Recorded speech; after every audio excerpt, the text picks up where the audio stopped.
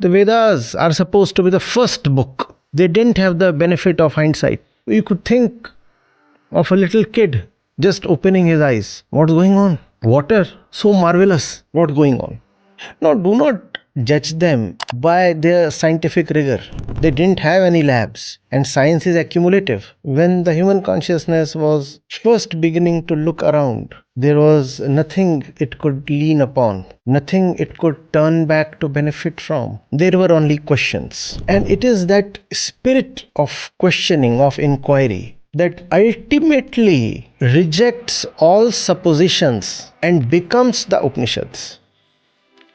The glory of the Vedas it lies in the fact that slowly they keep rejecting all their assumptions and are ultimately left with only the questions. And it does not stop there. They move beyond even the questions and enter the questioner.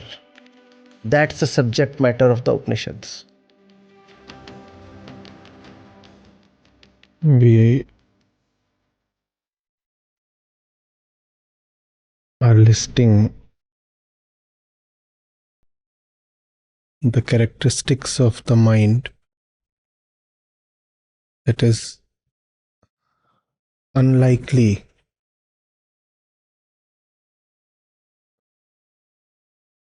to resonate with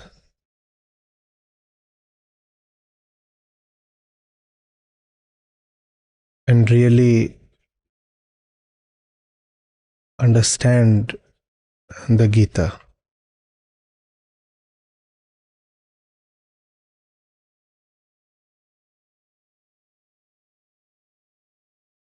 We said Shri Krishna is being cautious in advance here. Having seen that there is acute resistance within Arjuna when it comes to accepting the highest teaching, he is now going to take the route of explaining action rather than the actor. Now, this is already a suboptimal route. And even in this route, Krishna wants to be extra careful. So he is enumerating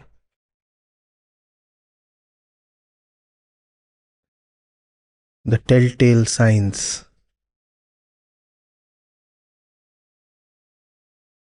of the kind of person, ego, mind that are going to resist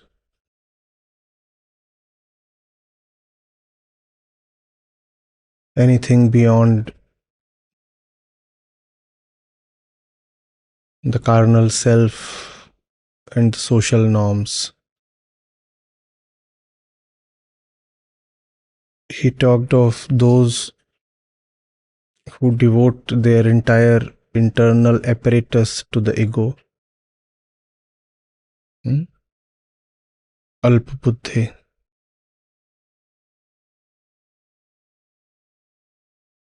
The internal machinery, including the intellect, devoted to the ego. Those whose entire aim is to remain within limits.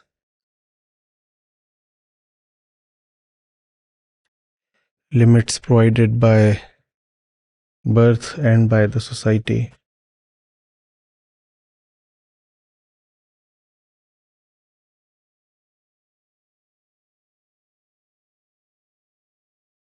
Then he said,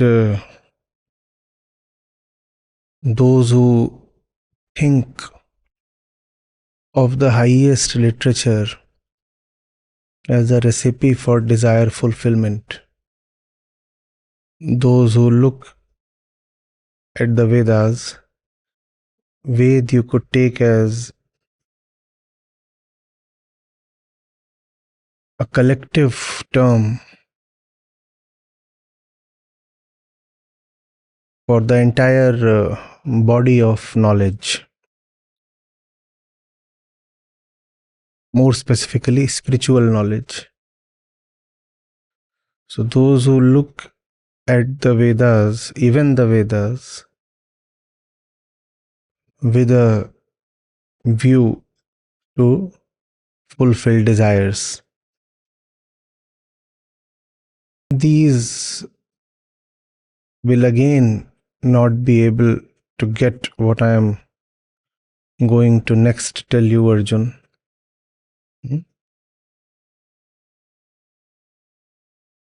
Because for you, even the highest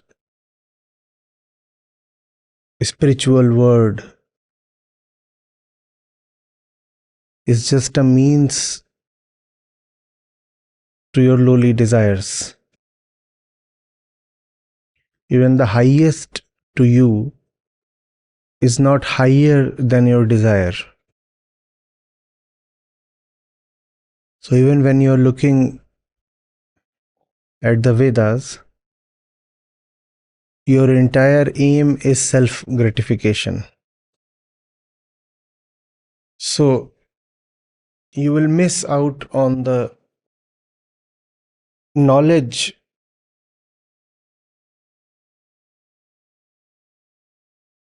the self-knowledge part, and you will deliberately limit yourself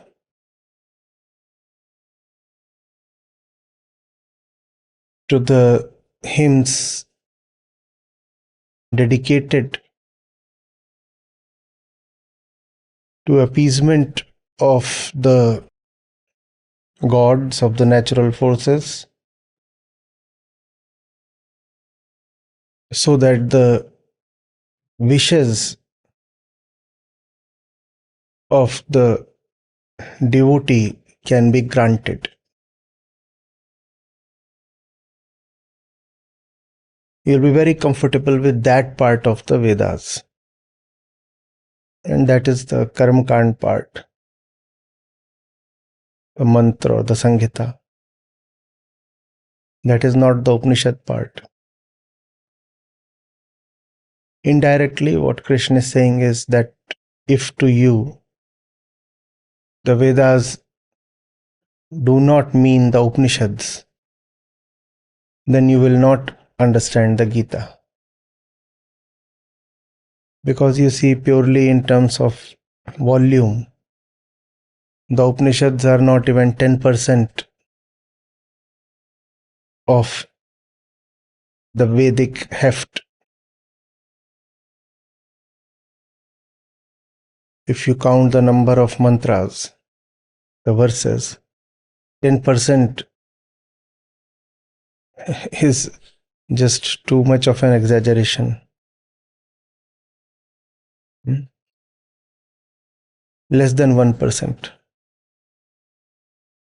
For example, the Rig Veda is the most voluminous among the four Vedas. And from the Rig Veda, just one principal Upanishad comes.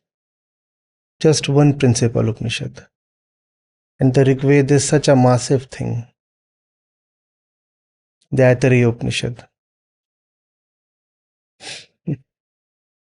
Such a massive body of work. And just one little Upanishad in it. It is easy to miss the Upanishad, right?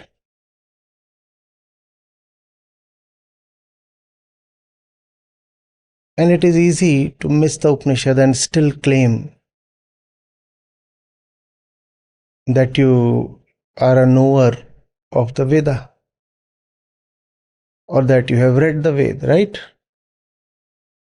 After all, if you have read 99% of some book, nothing forbids you from claiming that you have indeed read the entire book.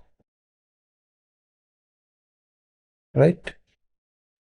So you could go to the Rig Veda, read everything but the Upanishad.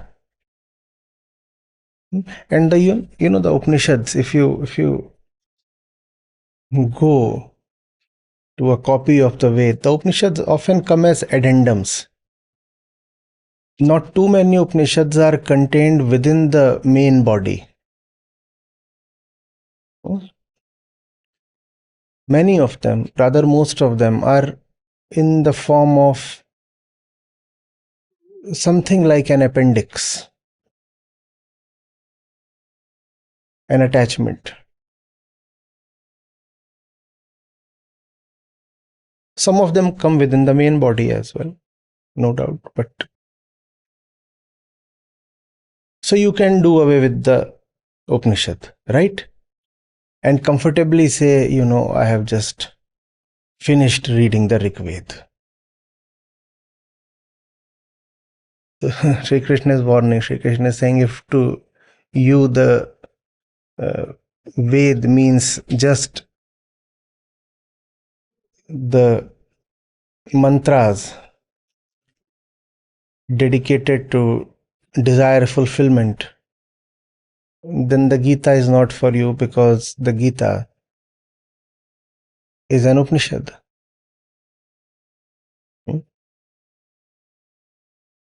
It is just that it is formally not listed as an Upanishad because it is not a part of the Vedas. Formally, it is also not listed in the Shruti literature because it is a part of the Mahabharata. And Mahabharata is a work of human authorship. It is attributed to Ved Vyas. Otherwise, the Gita is very much an Upanishad. Which means that those who do not value the Upanishads themselves, how will they value the Gita? Because de facto, the Gita is an Upanishad.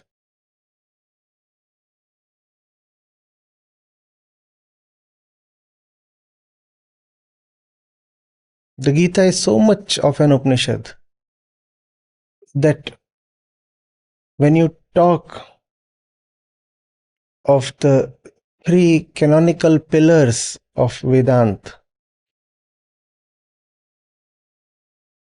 after the Upanishads, you list the Bhagavad Gita. Obviously, the moment you say Vedanta, the first thing that comes to mind is Upanishads.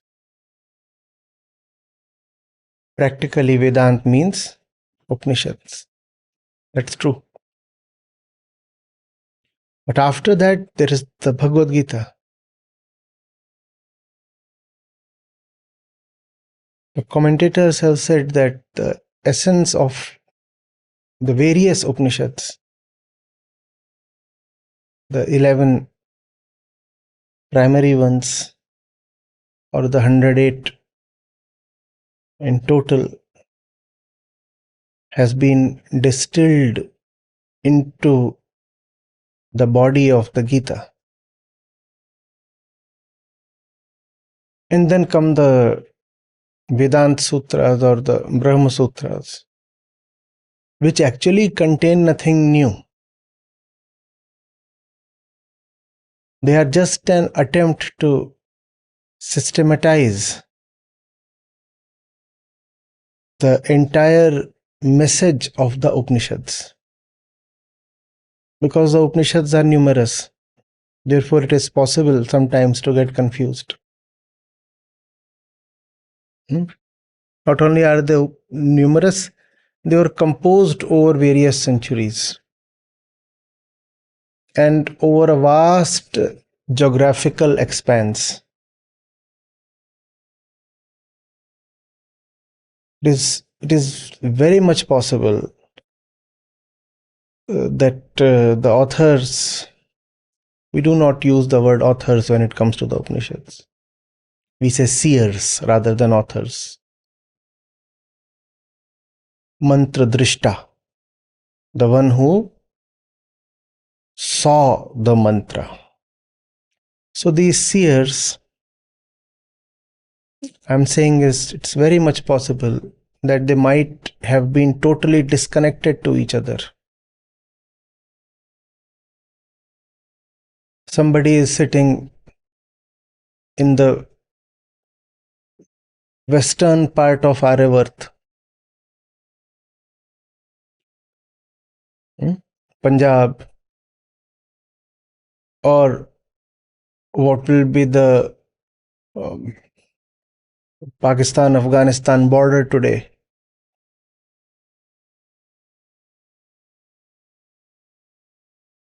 And somebody could have been composing the hymns, not composing, once again, seeing. Technically, you are at flaw if you say that the Upanishads were composed. That's a way of expressing reverence, saying that they are no ordinary works of human authorship, that they are the products of deepest kind of meditation. The normal mind cannot give birth to this kind of rare insights. So we withdraw human authorship from them. We want to say, no. They do not belong to our plane, our level. They come from somewhere else. That does not mean that they actually dropped from the skies. That only means that they are not products of the ordinary state of consciousness, the ordinary mind.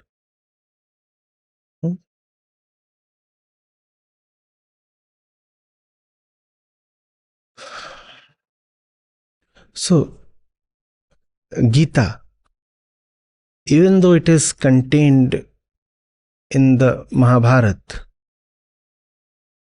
is a de facto Upanishad. And the Upanishads, even though they are a part of the body of Vedas, they differ greatly from what the Sanghita part of Vedas aims at. Are you getting it? So Gita comes from Mahabharata, but actually the Gita is way above the Mahabharata. And similarly, the Upanishads come from the Vedas, but they are in a dimension of their own.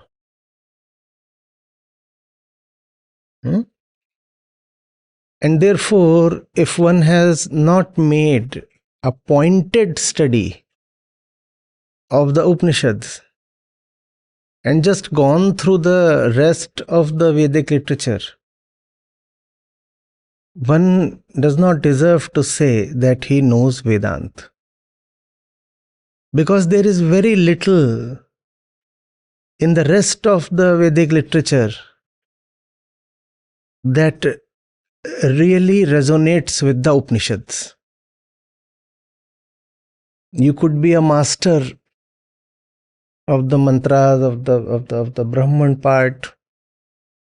You could have even gone through the Aranyaks. But that will not at all mean that you know anything about the Upanishads. The Upanishads are in a league of their own. So much so that some scholars have controversially claimed that the Upanishads are actually a rebellion against the Vedas. The Upanishadic part, the Vedantic part, is so different from the main body of the Vedas that some people have gone to the extent of claiming that the Upanishads are actually a rebellion against whatever the Vedas have said before the Upanishads. That the Upanishads are a great U-turn.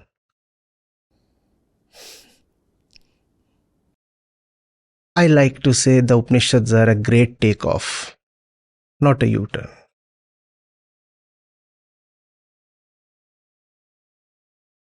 Like an airplane taking off.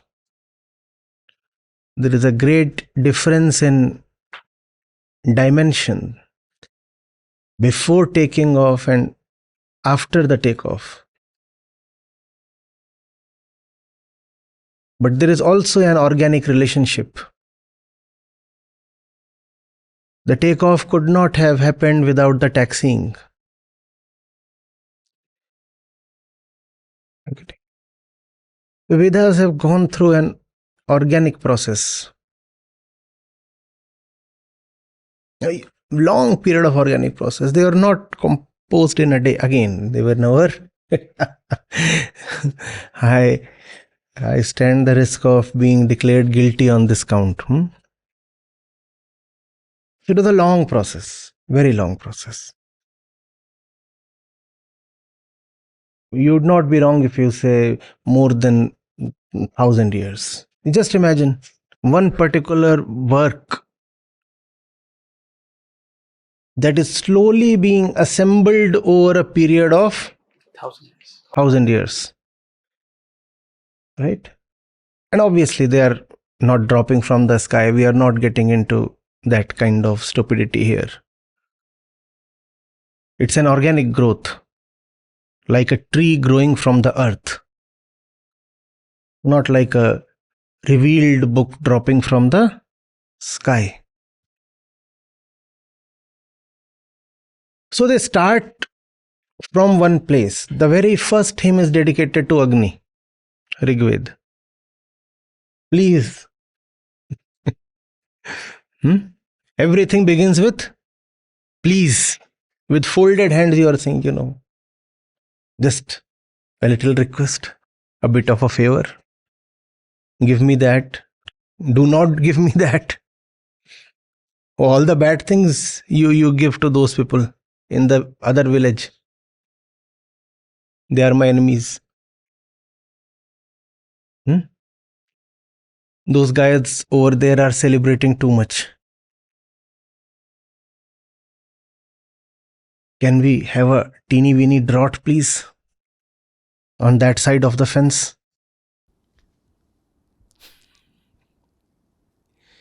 And a lot of people think that this is what the Vedic literature is about. The method was yajna.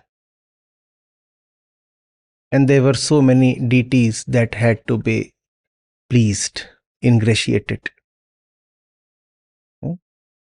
It was not through temples. It was through the process of yajna. So there would be Vedic priests. And there was such a great importance on sound. Because the entire worship was just through words. Nothing had been erected. And you really didn't have to go anywhere to do much. Morning, afternoon, evening. The method was just yajna. And in course of time, it became corrupted also. We know of that. Animal sacrifice became such an important part of this thing that the entire religion of Buddha and Mahavir had to be based on ahimsa.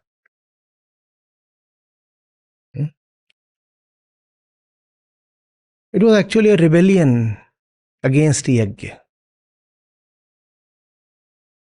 Because the whole concept of yajna was, if you do this, your desires will be fulfilled. Buddha came up with the Shaman philosophy. He said, nothing doing. First of all, your desires are rubbish. Secondly, no desire ever gets fulfilled by making offerings to gods. And even if somehow, coincidentally, your desires do get fulfilled, you must see that your desires are not worth fulfilling. So the entire Vedic thing was about fulfillment of desire. And Gautam Buddha came up with something so ingenuous, absolutely new. Not absolutely new, because what he was saying, the Upanishads were already saying that, but no one was listening to the Upanishads. You get a proof here in the Gita, right? Krishna is saying, Arjun, if you're like those people who think of Vedas as Vedas sans Upanishads, then you will not get the Gita. So we get an idea that there was definitely this trend in popular religious culture that people go to the Vedas just for the sake of the karma part, the desire fulfillment part. And people were not paying much attention to the Upanishads. So the entire game had become about desire. And Buddha just put the whole thing aside. He said, your central problem is suffering, and suffering itself comes from desire.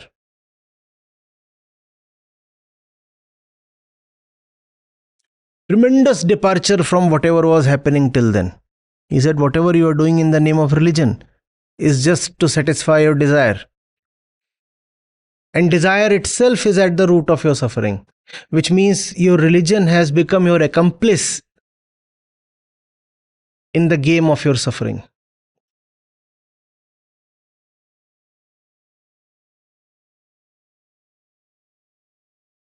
You understand the context? Therefore, you are seeing that the Bhagavad Gita is de facto criticizing the Vedas. And when you will come to the next verse, you will be astounded. Shri Krishna tells Arjun, Nistragunyo bhava Arjun. And before he says this, he says, you know, your Vedas are just about the three gunas, and therefore you must be free of the three gunas. He is de facto telling Arjun to be free of the Vedas. The exact words are, Tragunya Vishaya Veda Nistragunyo bhava Arjun. He's saying the Vishay, the subject matter of the Vedas is nothing but the three gunas. You know what the three gunas are. Prakriti, this entire world, Maya. He said your Vedic literature is dealing only with this. And therefore you must get rid of all that. Pay attention. These are lines of absolute rebellion. Tragunya Vishaya Veda.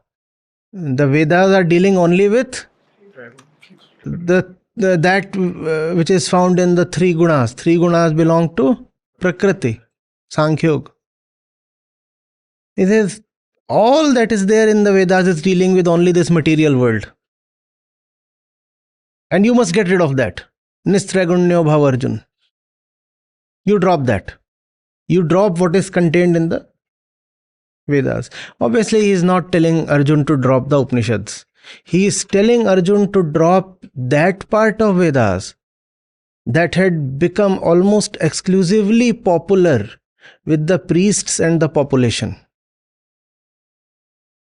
Because people, being people, they were least concerned with the knowledge part.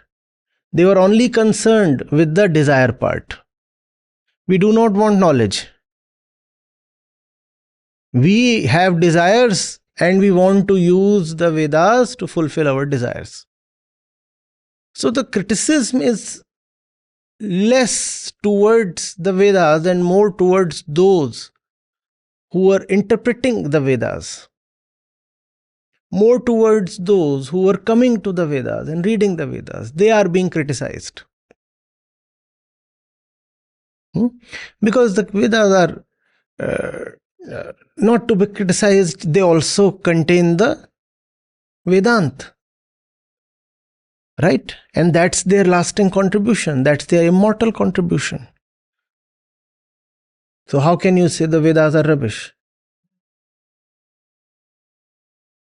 If there is even just one Upanishad that is there in the Rig Veda, that makes the Rig Veda worth it. I'm assuming you are giving zero importance to everything except the Upanishad. Even if you give zero importance to everything except the Upanishad makes the Rig Veda worth it. So obviously Shri Krishna is not going to criticize the Ved per se, the totality of the Ved itself. He is criticizing the kind of mind that approaches even the highest scripture just to fulfill its own desire. Even today, it might be possible, many of you might be listening to this discussion tonight just because you have a concept that Gita brings auspiciousness, and auspiciousness in popular parlance means nothing but prosperity. In the popular parlance, you say Shubhalabh. You see what you club with Shubhta. So auspiciousness means prosperity. Many of you might be doing that, albeit subconsciously. Grant that.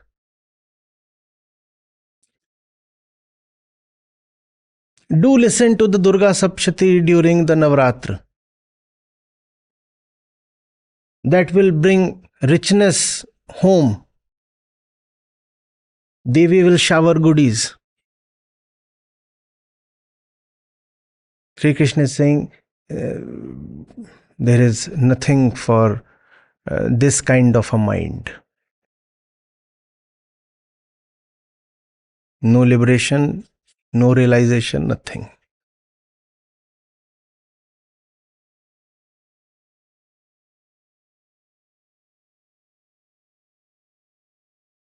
Are you getting it?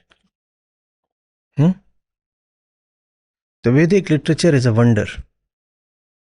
You start from a very, very relatable, very common, very ordinary point, where you are just looking at the world with eyes full of awe and wonderment, and you don't know what to make of it.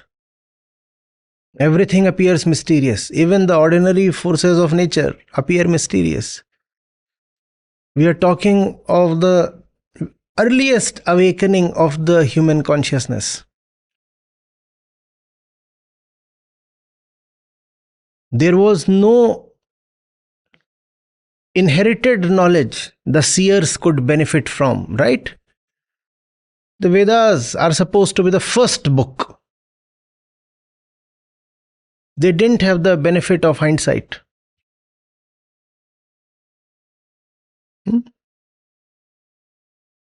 You could think of a little kid just opening his eyes. What's going on? What's going on? Water, so marvelous. And that spirit of awe, of amazement, shines through, especially the Rig Veda, again and again. What's going on? Now, do not judge them by their scientific rigor.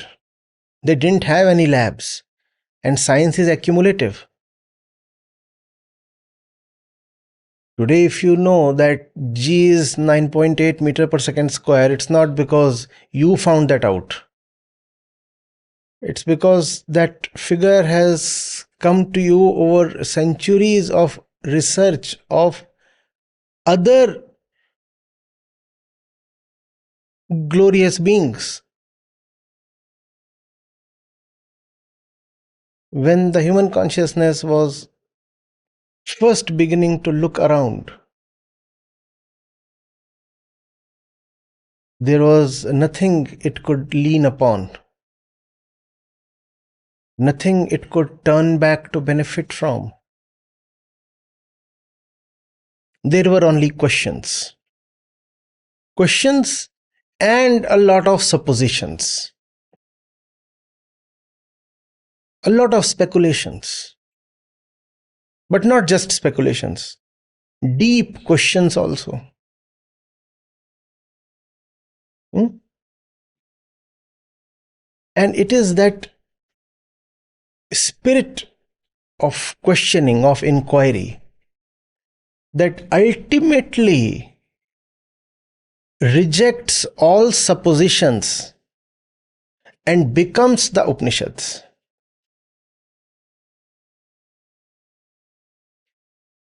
And that's very normal. You can identify with that. When you are at a place you know nothing of, you will have two things, right?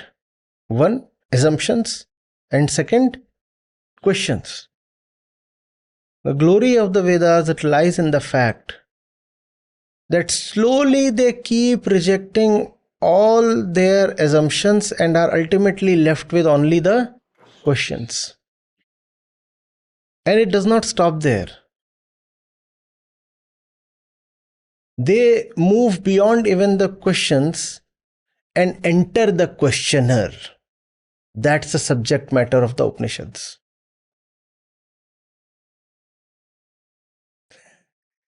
So you begin with fire worship and sky worship and sun worship and such things. All forces of Prakriti.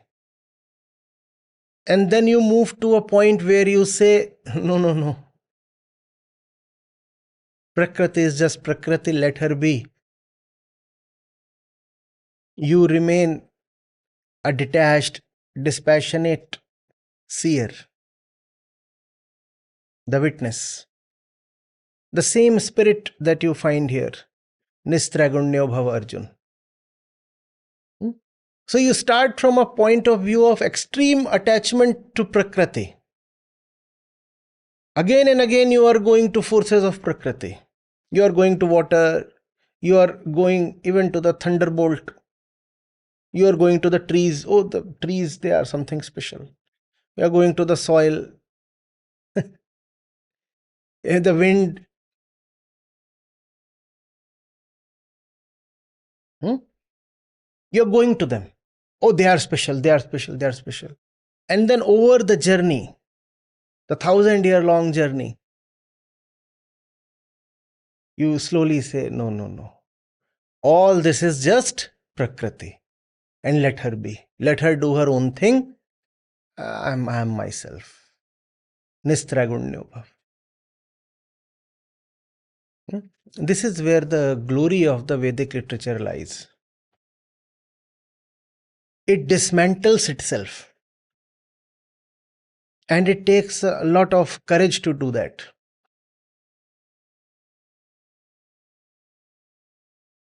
And there is something in it for everyone. If you are someone who cannot cope with the rigorous austerity of the Upanishads, then there is the regular kind of worship for you. You could choose.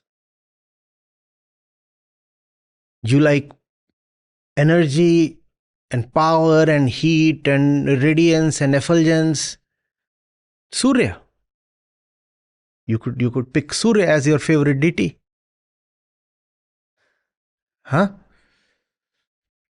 You like the calm song of flowing water. Then there is Varun for you. You could choose. It would obviously be not the best choice. The best choice is when Ved starts sounding Vedant to you. When somebody says Ved and you hear Vedant, that's the best thing. But if you are still not up to it, there are other things for you. But Krishna is categorical. He is saying, Arjun, if there are other things for you, then neither the Upanishads nor the Gita is for you. Because we are not here to fulfill our desires.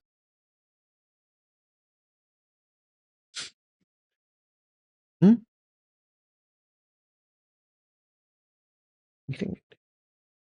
You must reflect on this. For the ordinary man, religion is just a means to fulfill desire.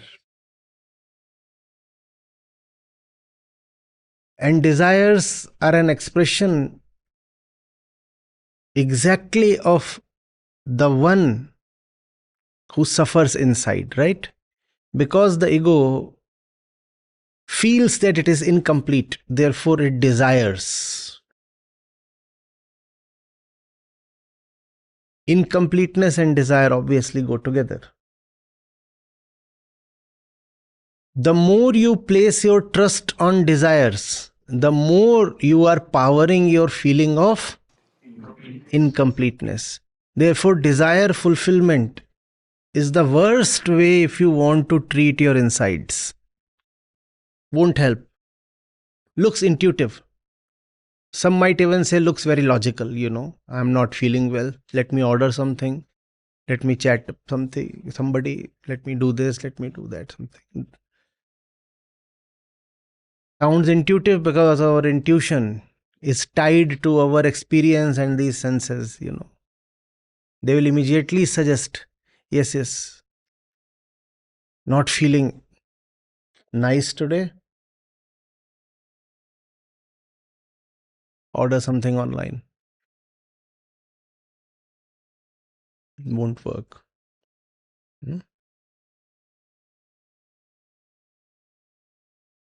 And that's something you need to be cautious of today.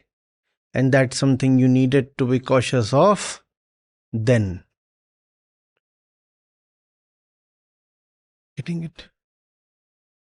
Because our external situations have changed. Internally, we have not evolved. We make the same mistakes. Externally, yes, because knowledge is accumulative. So over the centuries, we have accumulated knowledge. Capital too is accumulative, is it not? You keep accumulating capital and you can pass it on to the next generation. Knowledge you can pass on. So these two things we have in abundance today. Knowledge and capital. But internally, we are as deprived as we were then. We are making the same mistakes that we made then. Getting? Right.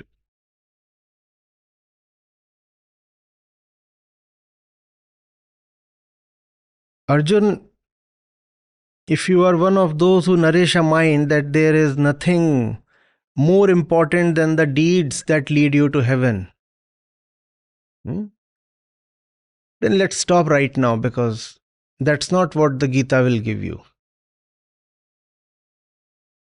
Deeds referring to the rituals, the rites. Do this and you will be guaranteed place in heaven. No, Gita is not for that. And that will not help assuage your current inner condition. You are in turmoil. Talks of heaven and hell and pious deeds will not help you. Similarly, if you are one of those who are always full of desires, then again I am not going to speak to you any further. Because your mind will be busy calculating how to fulfill the desire. And I'll be just wasting myself on you. Whatever I say, either you will not listen to it or you will grab some portion of it, hoping that from that portion somehow you can fulfill your desire. Those who consider attainment of heaven as the ultimate thing, this is being repeated. Swarg. Shri Krishna is quite upset with such people.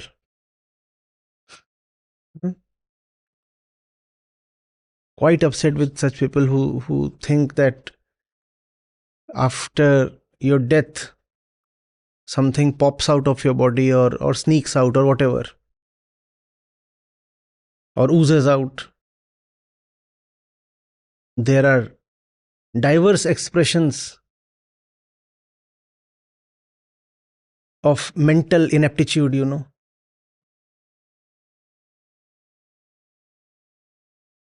Human vocabulary is too little to contain the entire range of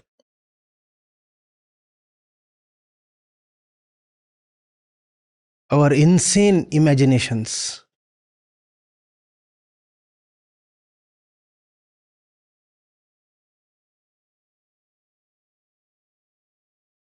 There have been long-winded and very detailed debates.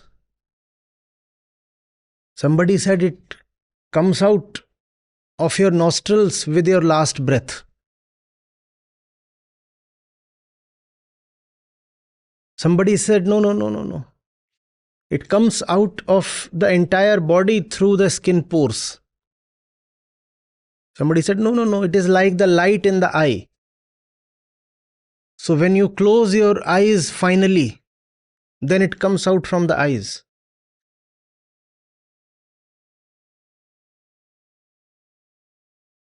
Facts cannot be numerous, but imaginations, infinitely numerous.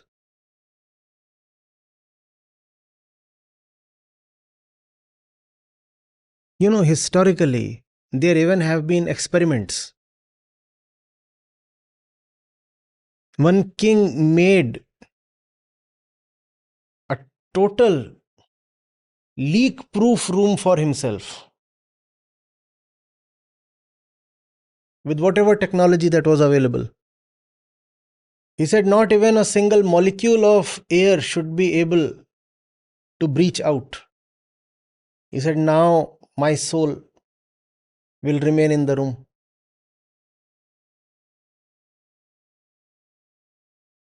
And he trusted his eldest son. He said, after they say that I have died, first of all, you remain by my bedside. And after they say that I have died, you catch hold of my soul and put it back in. And the soul, I tell you, is a sneaky thing.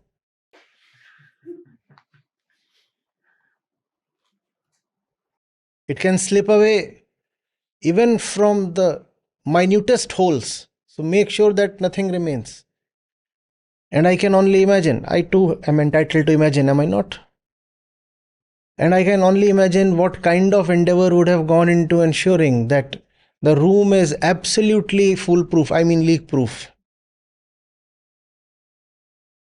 They must have filled it up with water and seen if even one drop is coming out from somewhere. And I'm pretty sure that the king died of asphyxiation. Because if nothing can come in and nothing can go out, then obviously you will suffocate.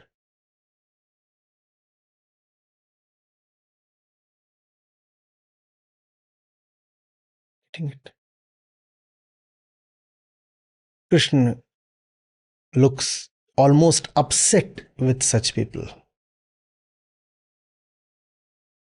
And the irony, which I could also call as the tyranny of the common mind, is that we have used the Gita to justify the concept of the soul and heaven and hell.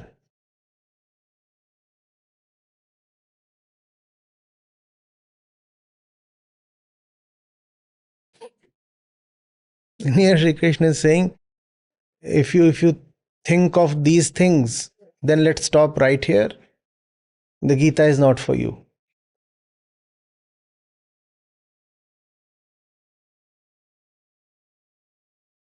Getting it?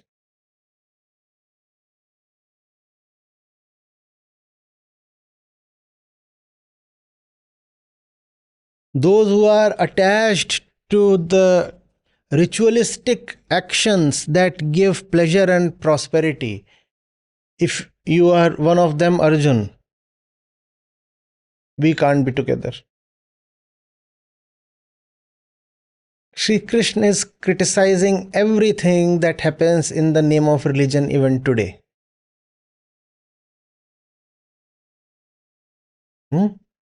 Sounds so contemporary, does it not?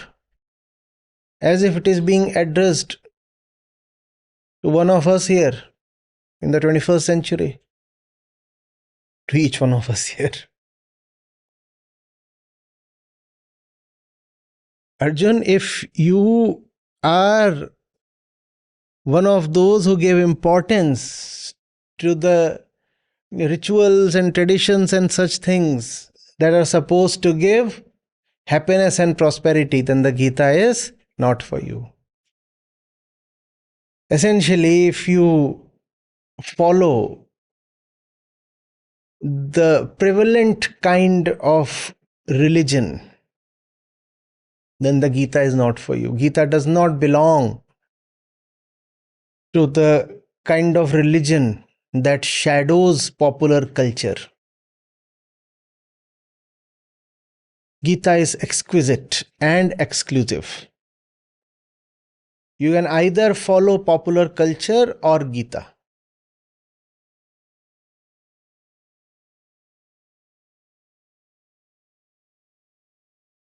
And that puts paid to any idea that Gita can be a part of popular culture. It's an either or relationship.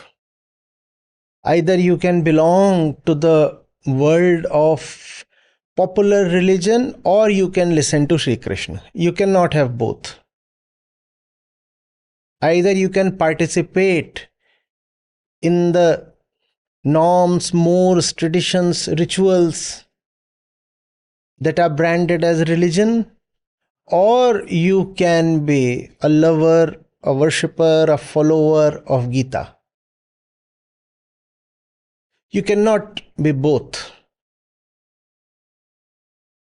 So Sri Krishna, you see the kind of effort he is presenting Arjuna with an entire list. He is saying this. And Arjuna, now, if you tick any of these boxes, then I will abandon you. Forget about you running away from the chariot and all those things. You are proving to be such a lousy student. As a teacher, I am telling you, I'll drop you. Arjuna, the tables have turned. Just one chapter back, Sir, I was saying I want to run away. And you were saying, wait. Can we have a word? And now you are telling the Gita is not for you if this. Already you have listed 7 conditions. And the fact of the matter is, I meet all 7 of them. And you know that very well. And I also know that you will never drop me, in spite of knowing fully well how unqualified I am. You very well know that I am exactly the person who does not deserve the Gita. Nobody deserves the Gita. In some sense, it is always a gift, a thing of grace. And Shri Krishna is making it very clear that you do not deserve the Gita. If you are running after your desires, if you believe in heaven and hell and soul, if you come to a holy book in order to ingratiate yourself, then the Gita is not for you. That practically rules everybody out, does it not? If these conditions are to be enforced, only Shri Krishna will qualify to read the Gita. Everybody else stands disqualified. So Krishna, look at the compassion here. He is making it very clear that I know that you do not deserve me. Arjuna, I know that you are the most deserving among the Kauravas and the Pandavas, and still you do not deserve me. In one sense, Arjuna is the most deserving one, in a relative sense. Relative to the others present there, Arjuna is the most deserving candidate. But in an absolute sense, Arjuna is not deserving at all. And Krishna makes it clear. These are the conditions. Do you meet these conditions? Arjuna, sir, look at me. Do I look like making the cut? No, I don't.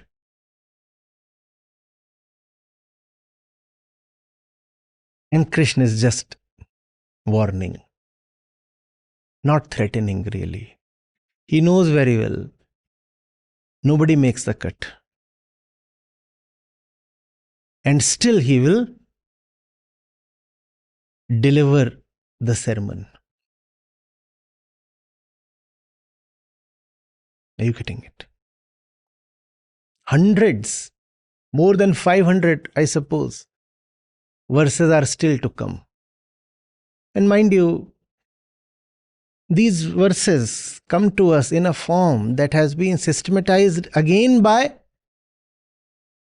the great systematizer, Vedvyas. It is very possible that the actual conversation was far more detailed and long-winded. There were far too many more to's and fro's. When two people in real life converse, the conversation is not always as neat as this, or is it? Do you talk to each other in verses? Especially when you are talking to someone hallucinating with grief. Do you deliver axioms and canons to him? Do you? But it's quite possible that the whole conversation happened over maybe days and weeks. Who knows? We will never know. Look at the kind of effort that has been put.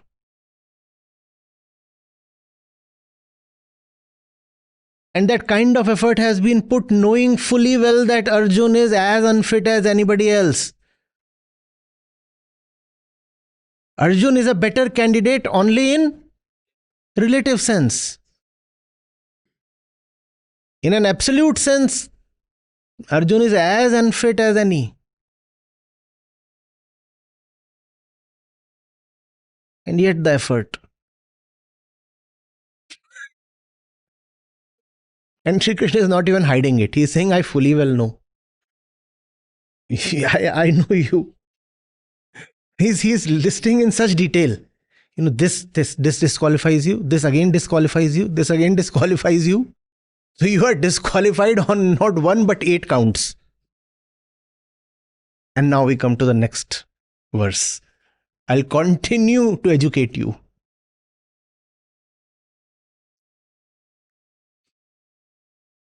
Getting it?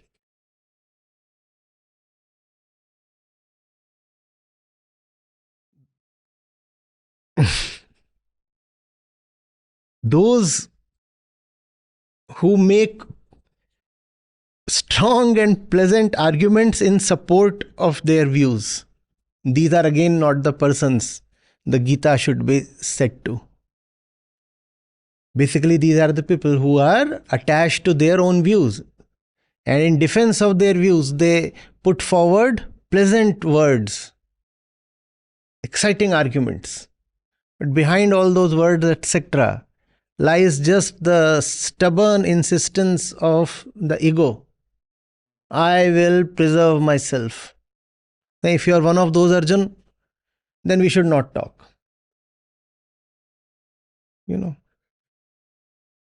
Like one deals with a kid, you see. If you do this again, I'll hand you over to the police. You know, the 4-year-old. And he's like, "Oh, I'll be handed over to the police." Yes. He will never be handed over to the police. If you repeat this, I'll hang you out there to dry. The kid is never going to be hung up there to dry.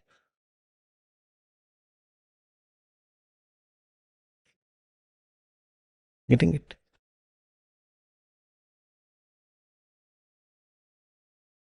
The minds of those who are attached to pleasures and prosperity get bewildered.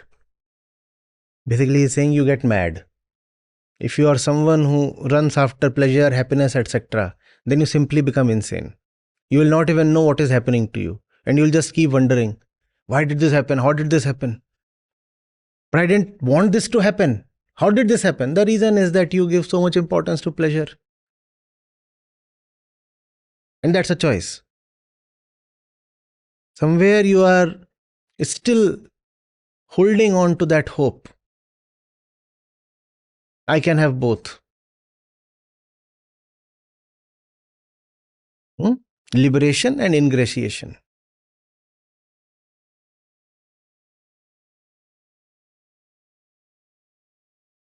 Can't I have both?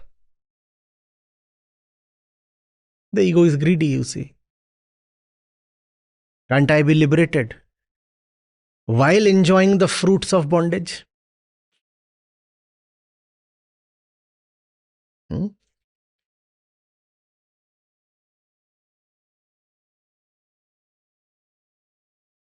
The mind gets bewildered. Once the mind gets bewildered, how will you understand the Gita? And then you wonder,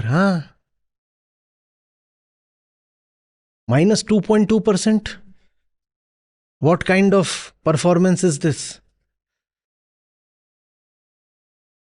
I listened to the session 3 times. You listen to the session just 3 times. You are listening to yourself 3,000 times per day. The entire sermon is in negativa. First of all, you stop doing this, that, and that. You still go to your favorite deities every morning and ask for your favorite things. And then in the night, sometimes, occasionally, accidentally, out of sheer misfortune, you listen to the Gita. And then you hope that you will top the exam.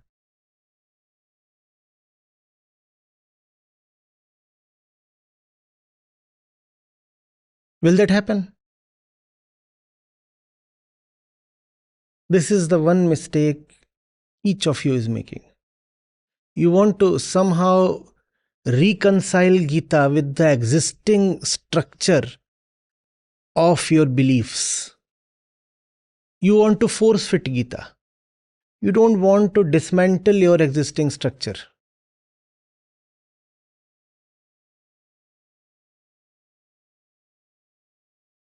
You have your little sand castle and you want to park the bulldozer of Gita within that sand castle. How big is your sand castle? Firstly, it is of sand. And secondly, how big is it? This big. Because you are 3-year-old. And Gita is like a bulldozer.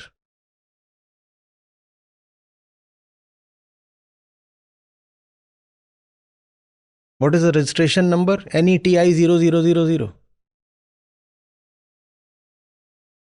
It raises everything down. Neti, shunya, shunya, shunya, shunya. Nothing remains. Just 3 are sufficient. Only 3 gunas in Prakriti. The bulldozer of Gita. Number plate? Neti 000. And very happily,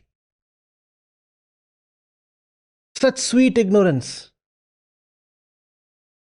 You are saying, bring the bulldozer. I will park it in my existing paradigm. How will the Gita fit in?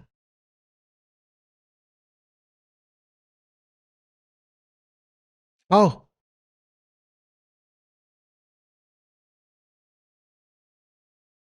It's like trying to fit an elephant into an ant's house.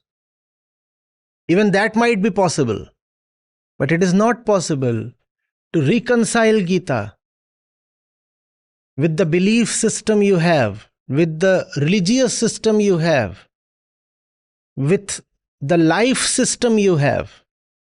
You don't want to change that, and you still want to benefit from the Gita. That cannot happen. It's an either or thing, mind you. Shri Krishna himself is saying that. What can I do? And he looks a bit upset. He's saying, if you don't meet the criteria, then go away. Just that when you will go away, he'll run behind you and by hook or crook, he will, you come here, sit. You think you're so smart, you will run away. You will go away only when I kick you away.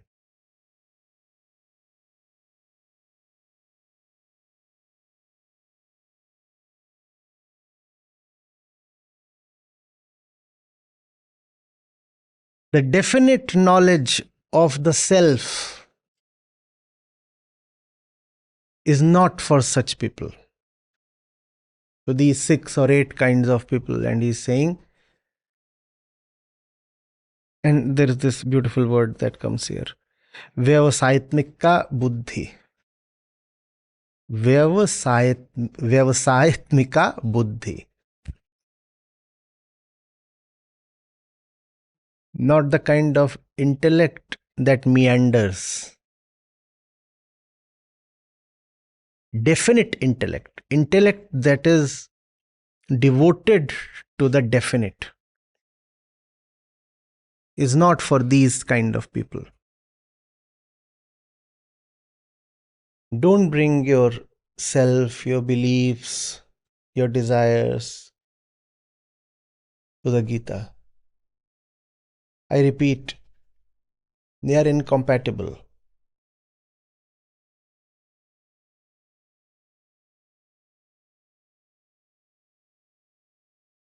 It sounds commonsensical, I'm a Hindu. I follow the Hindu religious path, the common lok dharma. Religion as it is widely practiced by the commoners. I do all that. And Gita too belongs to the Hindu fold. Therefore, there will be some congruence. There will be no congruence. There is no compatibility. It's not that if you are a Muslim or a Christian, then the Gita is not for you. Be ready for the shocker. The Gita is not even for the common Hindu. Anybody who believes in a particular line of thought, of idea, of bias, becomes unfit for Gita. Does not matter whether he is a Muslim or a Christian or a Buddhist or a Jain or a Hindu.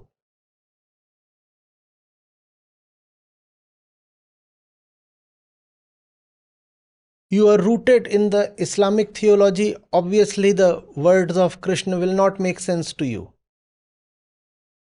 Similarly, if you are rooted in the Hindu theology, the words of Krishna will not make sense to you. Because Gita is not theology, Gita is philosophy. Gita is not belief system. Does not matter where the belief system is coming from.